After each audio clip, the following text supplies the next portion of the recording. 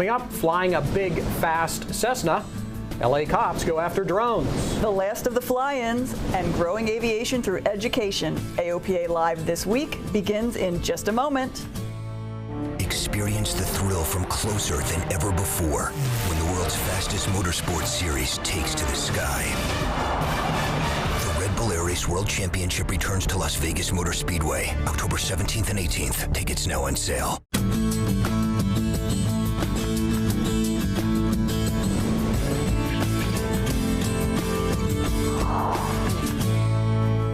The 2015 AOPA Fly-In season is in the books. Thanks for choosing AOPA Live this week.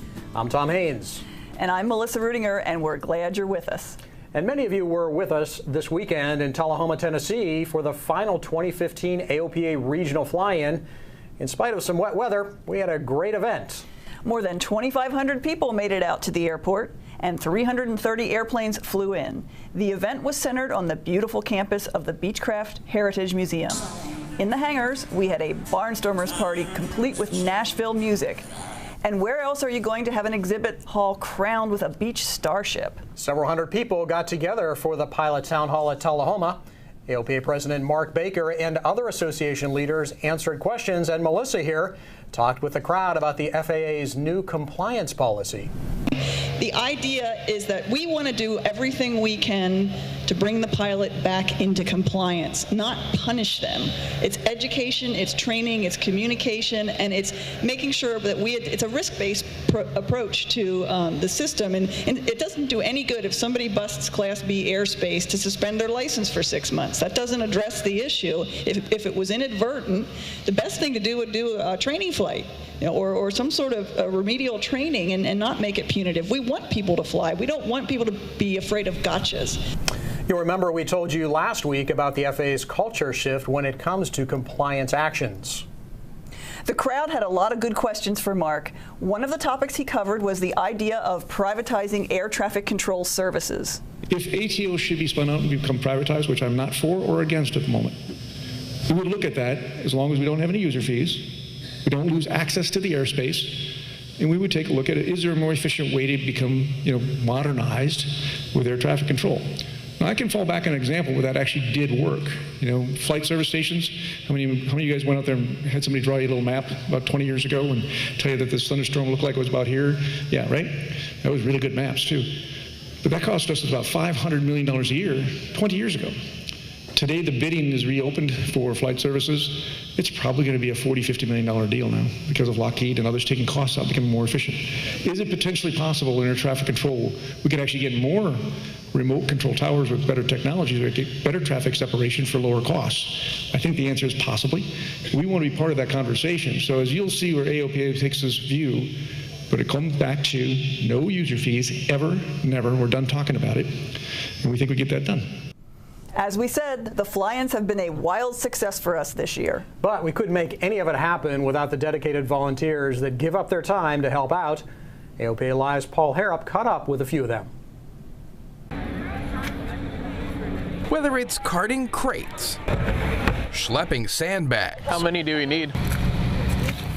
Or any other task, Michael Clifford knows the drill. He's used to hard work. Going to MTSU, and I'm in their aerospace program to be a professional pilot. I'm a freshman, and it's been a blast so far. I hope to do regional airlines. I have about 20 hours under my belt so far. I've soloed in a 152, but that's about it so far. Well, in the air at least. On the ground, he's working hard as one of the hundreds of volunteers that made the Tullahoma Regional Fly-In possible. All these tables that you see behind me, I had to set up, wipe them all down, put some stands down, and the umbrellas that they have in them.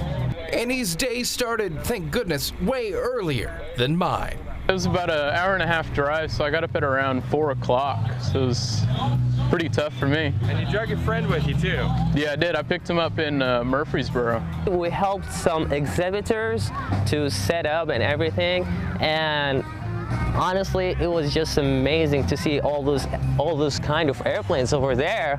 None of this can happen without the help from Abdullah, Michael, and legions of others who gave up their day to do some really glamorous work.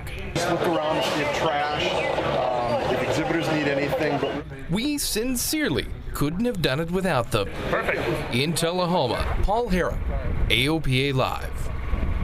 Thanks, Paul, and thanks to all of our volunteers who helped us make it a great year.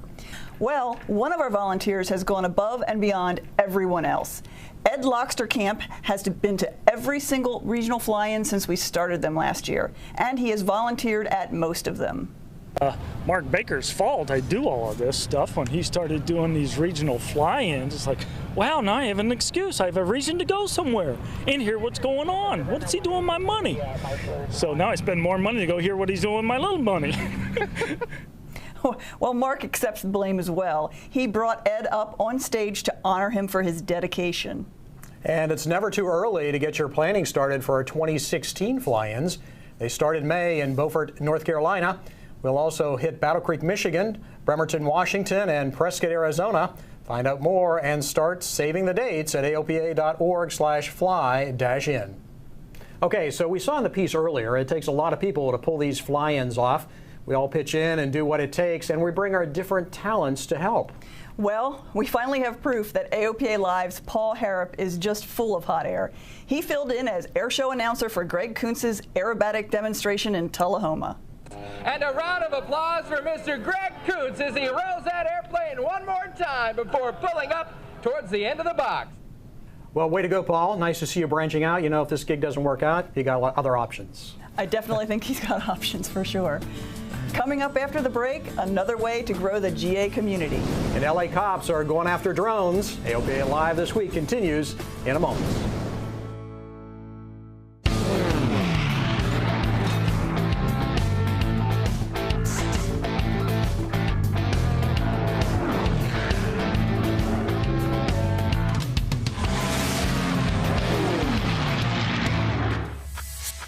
Brightline, instruments for professionals. Welcome back. You're watching AOPA Live this week, coming to you from our studios in beautiful downtown Frederick. Well, actually here at the Frederick Airport. That's FDK. And we in aviation, we do love our acronyms. There's TFR, VFR, SFAR, STAR, SID, STEM. Well, that last one isn't usually in the list of aviation acronyms, but it should be. STEM stands for Science, Technology, Engineering, and Math Education. And what better way than aviation to teach kids those skills? Which is why AOPA is reaching out to strengthen aviation education in high school STEM programs. We want to see more programs at more high schools. We want to be able to provide support so that those programs can grow. We want to provide support to those existing programs. We know that there's a growing movement, and we want to help that movement happen. Next month in Lakeland, AOPA will host a symposium on the Sun and Fun grounds. It's part of the AOPA Aviation Education Leadership Alliance. Teachers and others with an interest in furthering aviation education, they're invited to attend. You can get details at aopa.org/AVED. Bad boy, what you gonna do when they come for you, especially if you're a drone operator? The LA police are hot on the trail of drone operators. That's because LA police helicopters are seeing drones flying above 400 feet AGL over their city every day. CBS News reported this week that there have been more than 100 drone sightings and one near miss of less than 50 feet. They caught that operator, and he has been charged with police interference. He could spend up to a year in jail if convicted. And while drone operators are supposed to fly below 400 feet AGL, in some places even that is too high. Consider that aerial applicators fly at 20 feet AGL. Tests in Colorado earlier this month showed that it was much more difficult for ag pilots to see and avoid drones than anyone anticipated. The Think Before You Launch Consortium did the tests. The consortium has a website that they say adds to the basic education for drone operators found in the Know Before You Fly campaign. So when everybody is flying by the rules and recommendations, there still can be conflicts between drones and manned aircraft. So what can you do? Well, for drone pilots, education is key. 2 websites are good starting points. We've already mentioned the Know Before You Fly and Think Before You Launch. And AirMap has an app that will show drone pilots airspace they need to avoid. The FAA is working on a similar app, but it's not ready for the public yet. Lockheed Martin Flight Service has a UAS tab where drone pilots can input where they'll be flying. Pilots can check the tab to see on a map where they might encounter drones. Commercial drone pilots will likely participate in that, but the much more numerous recreational drone folks aren't likely to use it. So last week from Memphis, you told us where the FAA might be regarding regulations for drones, behind schedule, as I recall. So is there a technology solution to help get us there? There are a lot of promising solutions. In fact, the FAA announced last week, as a part of what it's calling its Pathfinder project, a partnership with a company called CACI that actually has an application that is a sense and avoid application that they're testing. So there is hope for the future. Okay, well, that's good news. And finally, did you ever think you could lie down sideways in a Cessna cabin? Not that you would, but you could in the new Cessna Citation Latitude bizjet. It has the widest cabin in the Citation line, 6.5 feet. Last week, Tom Horne showed you how they put the big bird together. This week, he samples its flying qualities. Let's take a look at Textron's brand new Citation Latitude. It's a mid-sized jet with moderately swept wings. It can fly passengers up to 2,850 nautical miles in style and comfort, thanks to its wide, stand-up cabin and flat floor. Basically, the Latitude is a greatly cabin-enhanced Citation Sovereign Plus. Here's a completed Latitude demonstrator, and I'm about to get my evaluation flight with Errol Wirtz and UJ Pezzonen. We do a walk-around and scope out the air stair door and large baggage compartment, plus all the other accessible items.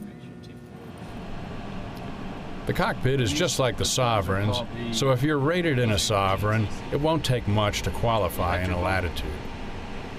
Speeds are set, we're lined up, and the auto throttles go to takeoff power.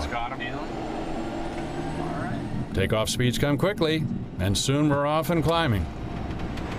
By the time we pass flight level 420, a mere 22 minutes has elapsed. While up front, we've set the auto throttles for a slower airspeed. Like an invisible hand, the throttles dial back the power so that the selected speed is matched exactly. Steep turns come next. Roll forces are high in the Latitude, even with ailerons and spoilers to help hold the bank angle. For the landing, VREF was set at 96 knots. The auto throttles make it so, and at 50 feet AGL, they kick off automatically.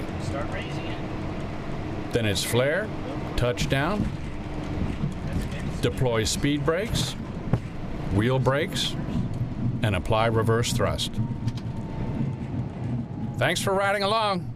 Hope you enjoyed it as much as I did. Tom Horne, AOPA Live. Thanks, Tom. That is some airplane. Great technology. You'll be able to read all about it and much more in the upcoming November issue of AOPA Pilot Turbine Edition. Digital edition is already out. And that'll do it for us this week. I'm Melissa Rudinger. I'm Tom Haynes. See you next Thursday.